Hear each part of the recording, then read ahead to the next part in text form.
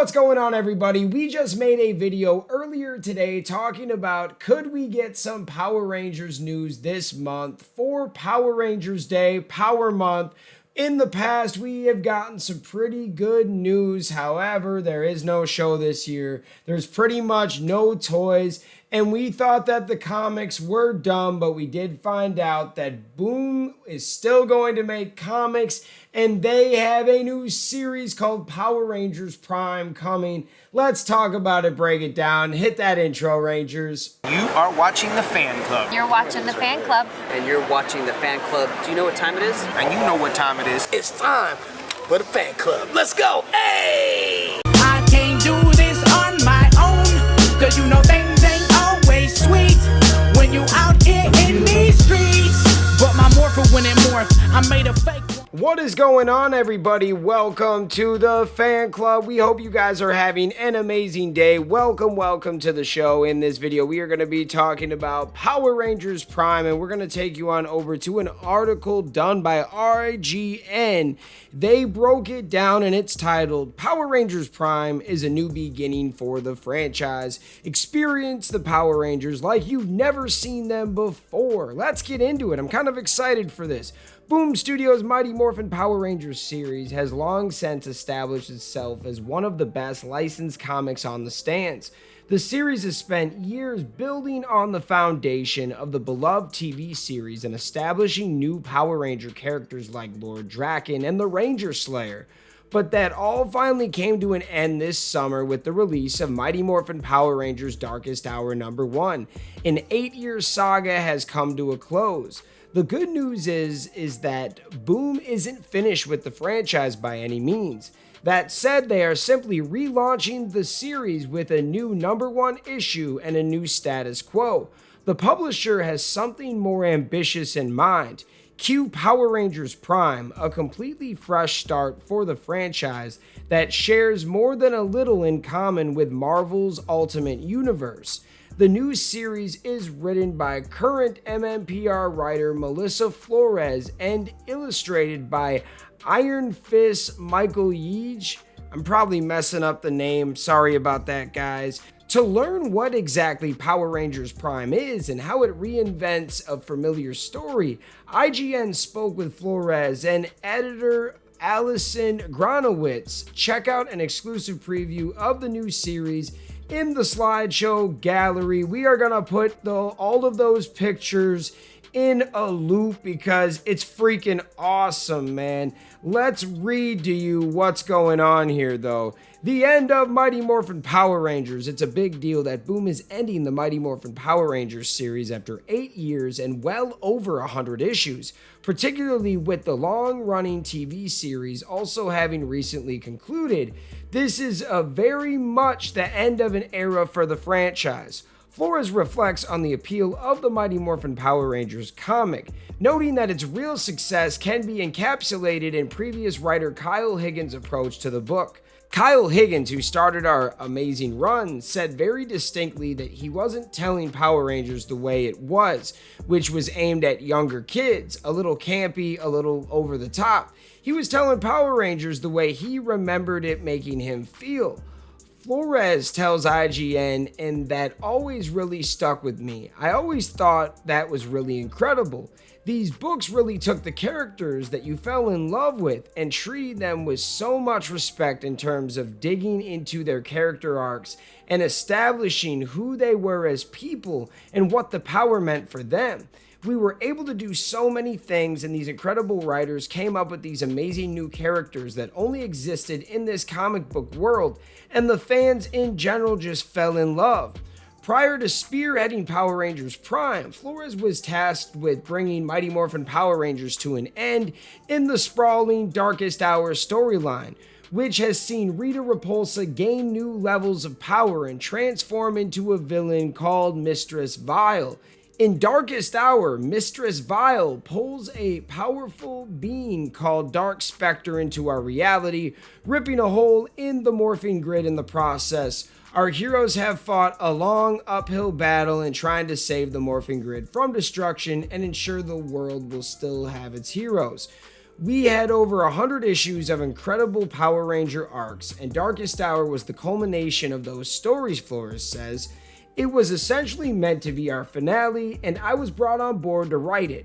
What I really wanted to do is take every single arc and honor it in some way and create a coherent story that really talks about the resilience of Power Rangers. The idea, especially coming out of COVID and everything, is that the world may never be the same, but it doesn't mean Power Rangers will change. They're always going to be who they are. They're always going to fight. They're always going to fight as a team, and they're always going to protect the world, even if the stakes seem super dire. I'm not going to lie, that was a pretty cool interview, but now let's get into Power Rangers Prime.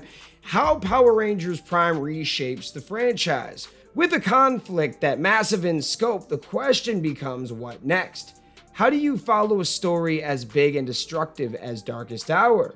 How do you appeal to new readers who haven't been following the Power Rangers comics over the past 8 years? Gronowitz says that the goal was always to allow Darkest Hour by wiping the slate clean.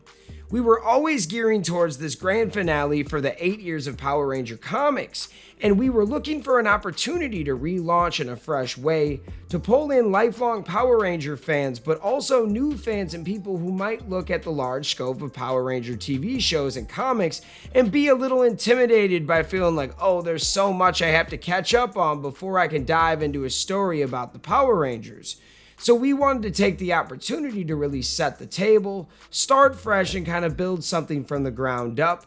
And I know it's been exciting for me and Melissa to get to do that because we both came on to the comics over the past 2 years to basically shepherd this grand finale in.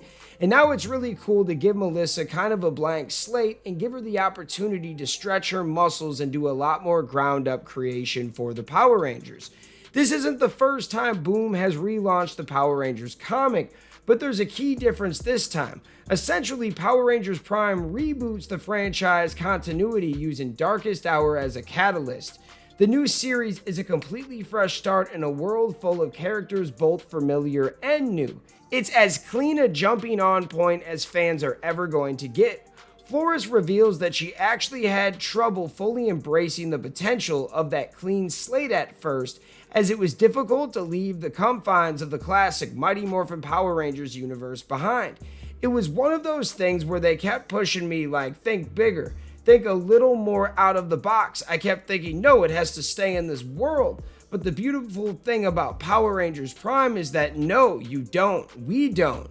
We get to do something brand new. We're not limited to those 8 years of story arcs and essentially the entire canon of Power Rangers. It was something that was very special about Mighty Morphin Power Rangers. It was that they lived alongside canon and we could work within those constraints, but they were also constraints. The beautiful thing about Prime is that we can take familiar elements that we love about Power Rangers, we can add new elements, we can really turn this into a true comic experience in that we don't have to worry about what the other media is doing. We can just focus on what we love about Power Rangers in this comic book series. This ultimate reboot seems reminiscent of Marvel's Ultimate Universe or DC's upcoming Absolute Universe, like with the Ultimate line. Power Rangers Prime is about streamlining a long-running property and making it fresh and accessible for a contemporary audience. But Flores notes that while she's a big fan of the Ultimate Universe, she isn't necessarily setting out to follow that playbook. And the biggest difference here is that Power Rangers Prime isn't coexisting alongside the classic Power Rangers timeline. This is all there is now. It's one of those things where I love the Marvel Ultimate Universe, but I definitely don't want to do exactly what they did. I mean, it might end up being that way just because they do it so beautifully. It might be unintentional, but I admire what they do so much when it comes to the alternate universe. Gronowitz said, I think that idea has been kind of a touching point for us in development talks. But as Melissa said, we're taking a good idea and making it our own in a sense. but I think that's a really good touch point in terms of just broader comic stories and the way that we can use familiar ideas, tropes, and characters and inject new life into them in a way that is fresh and original, but also digs deep into the heart of the story we want to tell. It's like this gives us an opportunity to distill the core of what is special about Power Rangers and to explore that in a very focused way. It remains to be seen exactly which Rangers will be the main focus of Power Rangers Prime, but one thing is clear, this won't simply be another book featuring the classic Mighty Morphin crew. The new series will immediately focus on a character from a different Power Rangers show, Lauren Shiba from Power Rangers Super Samurai. When we see Lauren, she's on the run from an Eltarian police force who are hunting her down because she's a Power Ranger, and she's come to Angel Grove for a specific reason and run into trouble. As we follow her, we start to meet a whole band of other characters who either help her or hurt her, depending on how they feel about Power Rangers. And we also see what this new Angel Grove looks like and how it came to be. It's not the Angel Grove we remember, and there is no Zordon. They kind of have to figure it out on their own, and the audience gets to do it with them. This should appeal to fans who are expecting and hoping for Boom Studios to move ahead in the Power Rangers timeline and transition from Mighty Morphin Power Rangers to Power Rangers Zeo. This new series might not be what they were expecting, but there is room now for characters from all the various Power Ranger shows to appear. The beautiful thing about Power Rangers Prime is that the entire universe is open to us, Flores said. I can't explain why that is not yet, but we get to play with some really fun characters. We look at every single character of Power Rangers, not just in Mighty Morphin Power Rangers, but all over the place. Like I said, we have Lauren and Samurai. There's Megaforce characters in there. We've already talked about Jungle Fury characters. They will show up in different ways, not the ways maybe you expect them to show up, and that's why I love it. It's very much an ultimate world where circumstance and consequence have created an entirely different world we are getting into now. One of my favorite books was the original Spider-Gwen run because we got to see all of these characters that we knew, but just manifesting in different ways. And it's not directly an inspiration for this, but I do think that in terms of how we look at familiar characters and how they are seen in our series, you might see a little bit of that. I wouldn't be surprised to see a character that you might know that maybe is not who you expected them to be. Ooh, I love this. So we have like a different dimensions going on of these characters. This is kind of exciting. If there's been one constant in Boom's Power Rangers line amid the story shakeups, relaunches, and creative team changes of the past 8 years, it's Dan Mora. Mora has remained involved with the series in different ways, designing characters, drawing covers, and even handling the interior art on Go-Go Power Rangers.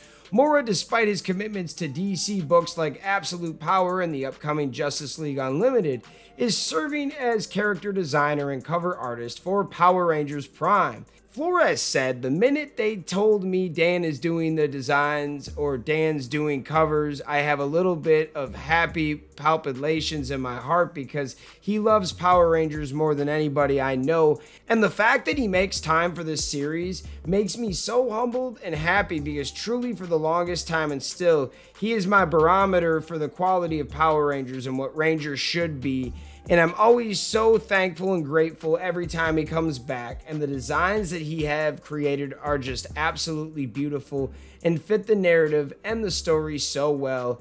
As for the interior art, the new series is being drawn by Michael Yeage, who recently handled Marvel's Iron Fist.